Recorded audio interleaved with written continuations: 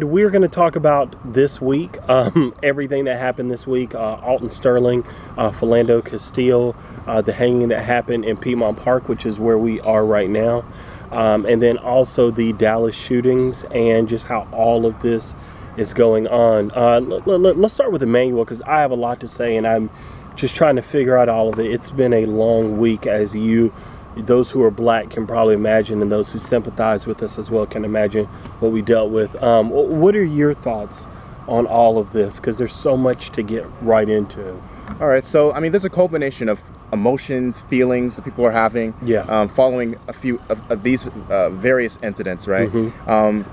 This particular week was just a maelstrom of different types of emotions, ranging from fear and anxiety to disappointment, to anger, rage, and I think all of that culminated, honestly, into the event in Dallas, Texas. And quite honestly, I do think that a lot of it precipitated from.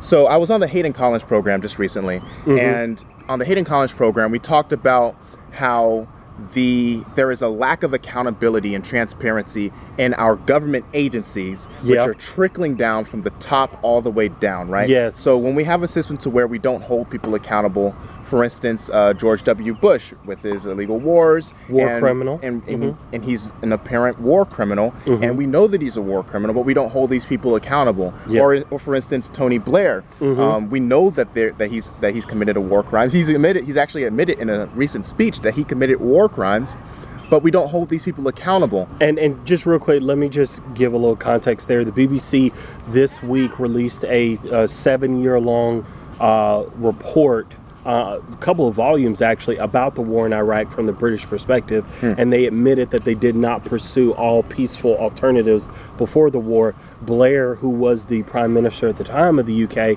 had to come out and talk about what his decisions were, how he grieved about them.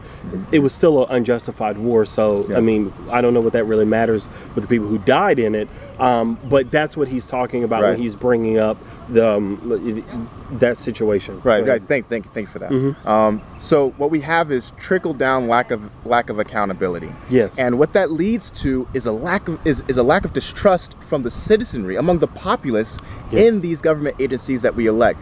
And that's what this entire campaign season has been about, right? It's been about a duality of populist momentum versus establishment creed of government agencies with no accountability, right? Working in cooperation with private multinational interests in order to forward their own personal agendas.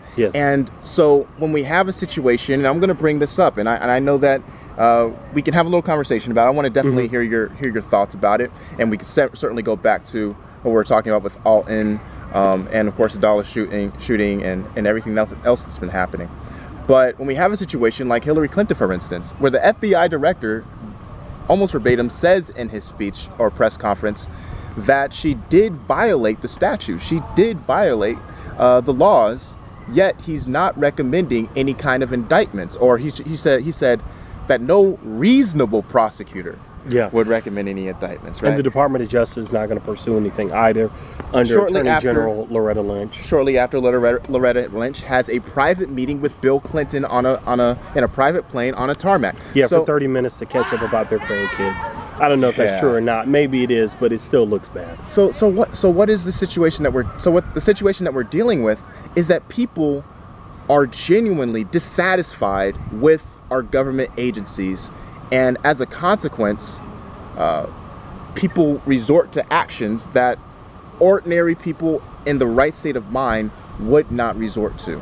And I think that culminated in the events on Dallas, but I don't want that event to overshadow the brutalities that were committed to people just days before. And unfortunately, I think that's what the mainstream media is doing right now, right? And Emmanuel and I talked about this earlier, and I appreciate him bringing it up, because this is one of the concerns I have, which is the shootings in Dallas are very tragic, because those families of the police officers, they lost loved ones, and they are suffering just as well as the families of Philando Castile and also Alton Sterling. However, the lack of accountability that you mentioned, I think, is an excellent theme that we need to talk about. Perhaps one of the best concise themes of this whole thing, because there's a lack of accountability starting from the top down that leads to all this. It is a domino effect. It starts with corrupt government and being taught at a young age that we should trust the police implicitly, which we shouldn't. They should earn our trust, but we're taught to implicitly trust them. So when we see black bodies, whether they're male, female, transgendered, and they are killed or assaulted or abused or raped at the hands of police, instead of saying, oh my gosh, what happened, there needs to be accountability, they're not held to it. Their police union contracts don't allow them or don't facilitate them being held accountable. Campaign Zero is fighting that.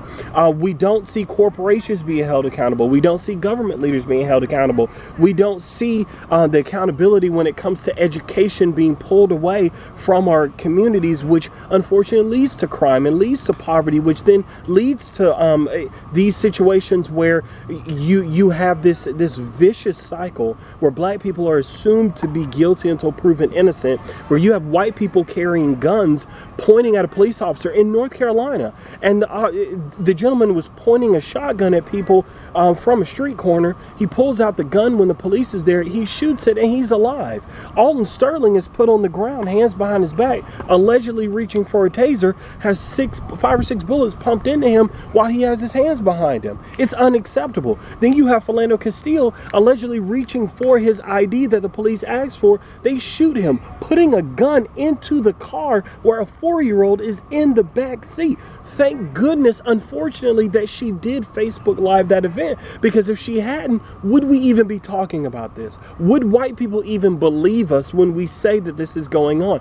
And there is no accountability for it. That's why black people are pissed off. That's a big reason, because we know that if the police even are brought in for a trial, I mean, who went to jail for Freddie Gray?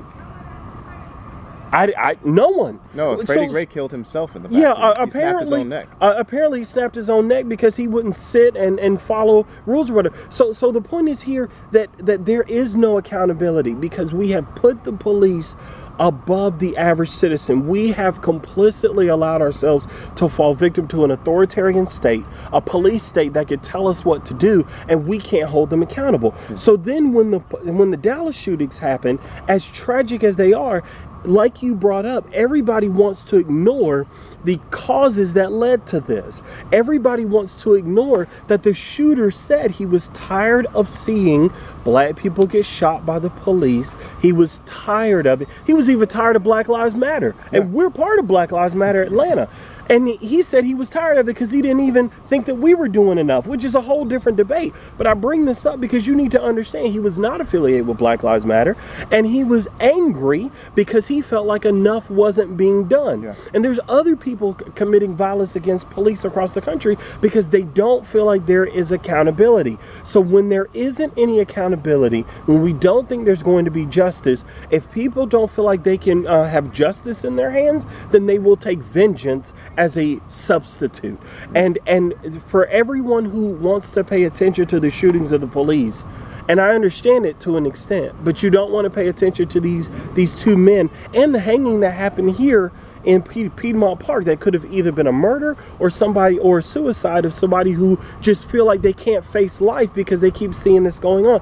We have significant problems that we need to address, and I don't think in this country we are seeing the level of intellectual rigor that's needed to talk about these issues so that we can actually solve them. We have people just, I don't know, just fumigating and fumigating, repeating what they're told. They're just regurgitating.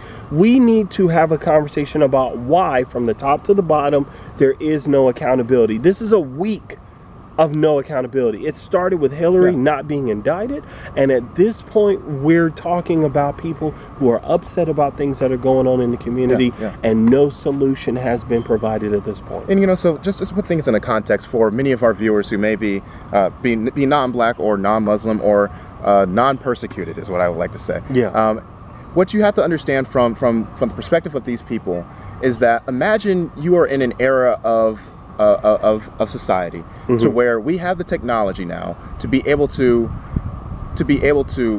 play for people, or to be able to record acts of violence against a oppressed demographic, right?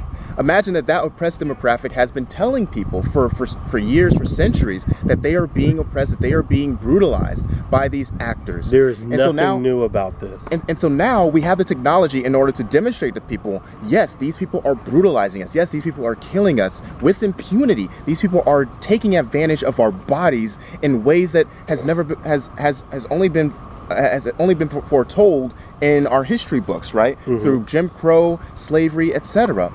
And it's still going on today. But instead of people taking action, instead of people taking your account seriously, even though we have video evidence of these events, immediately the evidence is dismissed.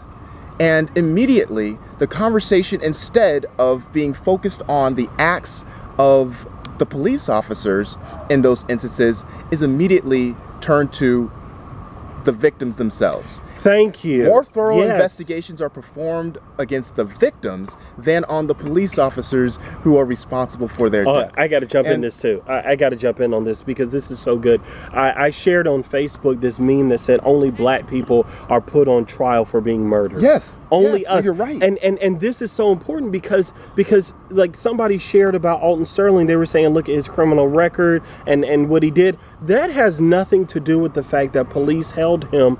To our knowledge at this point, we don't even have a probable cause for why the police acted against him. The owner of the shop said that this man never had any issues with anybody. He was out there selling CDs. We have no probable cause at this point for what happened to Alton Sterling. We have none for when it comes to Philando Castile. Yep. We didn't have any for Trayvon. We didn't have any for Sandra Bland. And we didn't have any for Eric Garner. In fact, we had an illegal New York chokehold there, but that's a whole nother conversation. We don't have that. So we have been dealing with this since the first slave stepped on this continent in 1619. Yes. And I'm talking about North America, South America, that's even earlier.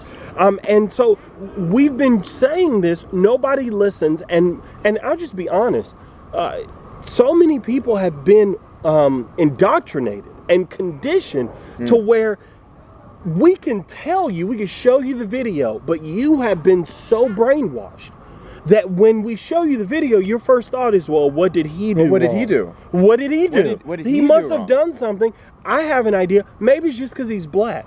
Maybe it's because she's black. Maybe it's because they're black. Because here's the reality. We are dealing with a weaponization of our skin color. Yes. That we are already seen to be a threat simply because we're black. I haven't heard the NRA say anything about the fact that these were people with permits who were carrying their guns. Why? Because the NRA doesn't represent us. They represent white people who are protected to be able to carry their weapons. And let me also say this too. If you're white and watching this, or you're non-persecuted, don't think that you're safe. I know two white people who just got pulled over and they were harassed by the police. They had their pictures taken. They had their houses, their cars searched. You're not safe. If you are not wealthy and if you are not famous, you are not safe.